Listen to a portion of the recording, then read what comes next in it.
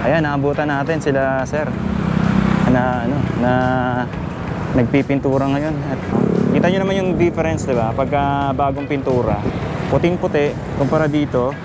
Meron tayong nakikita dito. Ito yung magiging casing, kumbaga parang housing or casing. So 5 projector light yung nandito sa ibaba. And doon naman sa kabila, meron tayong nakikita ganun din, 5 rin.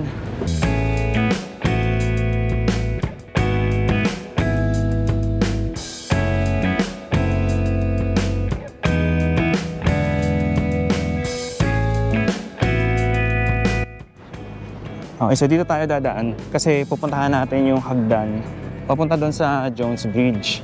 And dito parang meron tayong nakikita na ginagawa dito na parang nagpa-pump ng tubig. Ito, dito lumalabas yung tubig. Hindi ko lang sigurado kung yan ay galing sa Pasig River na pinapump nila. And ito yung CR ngayon. Meron tayong nakikita dito. Ito yung magiging casing, kumbaga parang housing or casing para sa mga i-install na pailaw dyan. Makikita natin dyan, meron na mga bakal na naka-welding dyan sa gilid nitong Jones Bridge. So para hindi manakaw yung mga ilaw na ikakabit, lalagyan nila nito. Ilalagay nila sa loob. Ito, naka-ready na rin dito sa gilid. And ito, may mga tube sila dyan. Dito yata nakalagay yung mga ilaw na i-install nila. And napapansin natin, etong Jones Bridge ngayon, puting-puti siya, bagong pintura. Ito, parang after 3 years ata, nung huling napinturahan ulit to. At na linis ulit.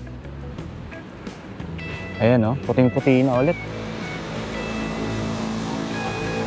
So nagmukha na ulit siyang bago. And nawala na yung mga vandalism dyan, yung mga sulat-sulat dyan.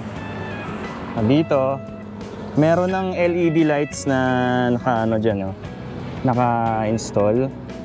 Tapos may mga linya na ng kuryente rito. Para dito yata ikakabit yung ilang pailaw. Ito, puting-puti na. Ayan, mga LED light to. Ayan, ganda na Sarap na ulit maglakad dito. Worth it na ulit na maging Instagrammable place ulit ito.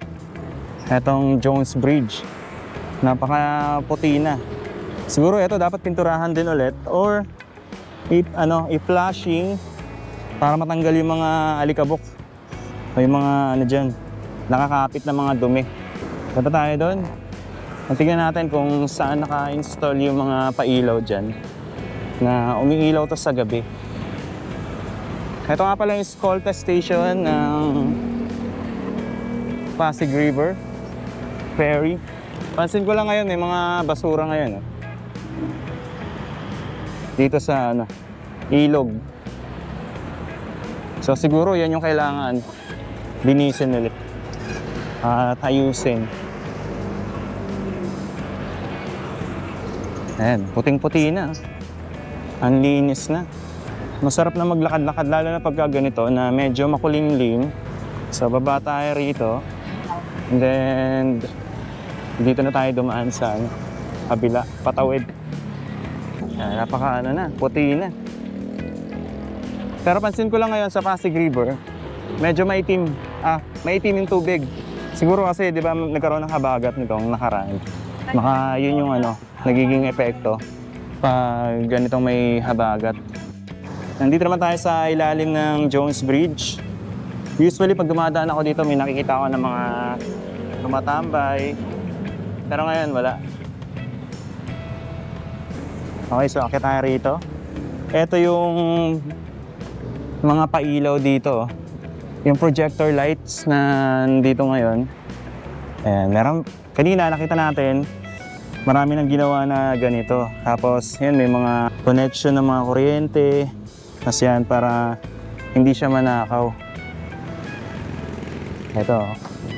Isa, dalawa, tatlo, apat, lima. So merong 5 projector light na nandito.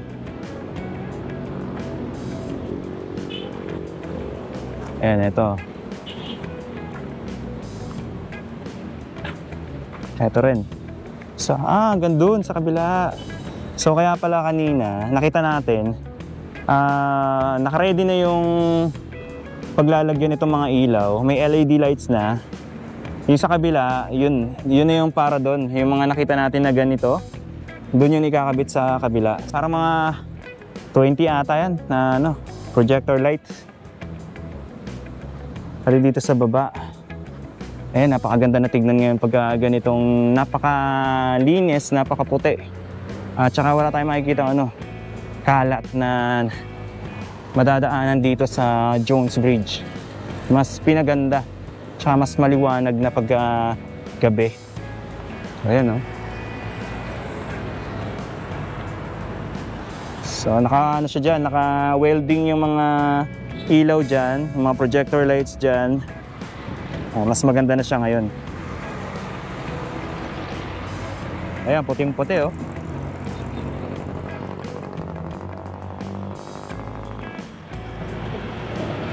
Lakad tayo, dire-diretso. Napansin natin na yung ibabaw nitong Esplanade, Pasig River Esplanade, Phase 1, 2B, mas na siya ngayon. Mas maganda na kasi pininturahan nila yung sahig ng kulay red. Unlike dati na plain lang na semento. Tapos may mga vendors na nakapwesto doon. Ngayon kaya pala pinaalis nila yung mga vendors doon. Kasi ayusin nila, pagagandahin nila. So ito pala ang purpose noon. Pansamantala, habang hindi pa stable yung kakabitan nila, eto muna. So dito sila dadaan. Ito yung magiging hagdan nila. So ito yung pabigat, yung buhangin. Ayun. Mas maganda na ngayon, mas malinis na, tignan. Ayun, pansin ko pininturahan din pala nila yung gutter dito. Mas na siya ngayon, mas matingkad na yung pagka yellow ng gutter. Siguro dapat pinturahan din yung sa bungad dito, yung sa gitna. Para rin, mas kaaya-ayang tignan. And mabuti na lang, yung mga halaman dito, na-maintain at naaalagaan. So hindi sila namamatay. And parang maayos naman yung pagkakatrim dito sa mga halaman. Eto, amoy ko pa yung pintura dito. Parang basa pa. Basa pa. Parang kakatuyo pa lang ng pintura dito. And dito rin, parang parang kakatuyo pa lang. Eto siguro, baka pipinturahan din nila. Or para mas maganda rin, mas makintab. Ayan, naabutan natin sila, sir.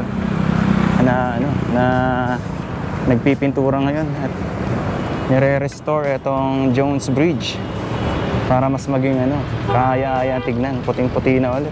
Mas malinis na siya tignan.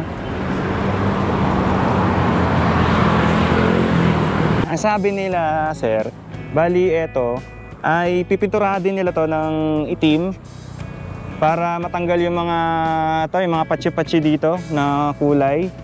Ayan, yung mga puti-puti dito. And eto, pipinturahan din nila tong part na to para maging puting-puti na talaga. Kita nyo naman yung difference, di ba? Pagka bagong pintura, puting-puti, kumpara dito, na talagang halata mong luman-luma na. Parang 3 years ago pa ata to, nung pininturahan to, kaya ganyan na siya. Parang na siya, gray na yung kulay niya, hindi na puti. Eto, white na. Tapos ito rin daw, pipinturahan din nila to. Lalagyan din nila to ng parang gold na color. Tapos ito, i-restore din nila yung kulay nito. Yung sa kabila, tapos na naayos na nila, na pinturahan nila loob. So dito na lang, ayusin nila to. Then yung mga damage, yung mga dyan, aayusin nila at ibabalik nila sa dating itsura. Ayan. Mas maliwalas na siya ngayon. Mas lalo siyang maganda tignan kapag may ilaw kasi white yung ano eh, yung tatamaan ng ilaw. So mas maganda siyang ano, mas maganda siyang yung pag tumama yung ilaw sa kanya. Ayun, ganda na rin ng ano, ganda na rin ng hagdan doon sa Pasig River Esplanade. Ayan, ito. Puting-puti na ngayon. Doon, sa ano, pababa. Nasa ito, hanggang dito rin pala, pinipinturahan. Katulong din pala yung ano, MMDA dito. Sa ano, ginagawang restoration dito, nitong Jones Bridge. Ayan, no? Alam ko dito nakalagay yung ano eh, pumping machine. Ayan, dito sila ma'am, naglilinis. Wala po. At pinapaputi ulit nila yung ano, yung Jones Bridge. Dito naman sila sir, ano to, sa MMDA naman sila. Parang dito yata nakalagay yung ano eh. Dito ba sir nakalagay yung pumping machine? Ayun. Inaano rin nila, inaayos din nila. Para ano, magpipinturahan nyo rin yan, sir? Para pagagandahin to. Ayun. Para mag-match dito sa ano, sa Jones Bridge. Kumbaga maging ano sila, may harmony na yung kulay nila. Ito, basa-basa pa ng konti yung pintura dito. Talagang ano eh. Buti na naabutan natin, naaktuhan natin yung ano, pagpintura. And then ayun yung mga projector light oh, nandito sa gilid. Ang ganda niyan pag gabi. Talagang yung ilaw, makikita mo talagang ano, buhay na buhay itong ano, Jones Bridge at Pasig River Esplanade. Nagpa-pump ba kayo ngayon sir? Kasi parang may tubig na lumalabas dun. Ay, kapapatay lang kanina. Ano yun? Pinapump nyo yung tubig galing dito? Para anong purpose nun? Pag high tide. Pag high tide, lumalabas yung tubig dyan. Tapos doon may drainage doon. May drainage, tapos pag nagbomba, lalabas ulit. Para maiwasan na pumasok sa ano, yung tubig. Tubig. Ganun pala. Kaya pala mataas yung tubig ngayon. Pag high tide, lumalabas yung tubig dyan. Tapos pinapump nyo. Ayun. Thank you sir. Pwede pumunta. May daan ba doon? May daan dyan. Thank you. Ayan, ito yung ano. Dito nakalagay yung pumping machine. Ayan sila sir, mga kasama natin dati sa MMDA. Sir. Akit tayo rito. Meron ako napansin dito mas ano, may ano dito, may ginawa silang improvement dito. Ito hindi ganito to dati. Ayun yung tubig palabas na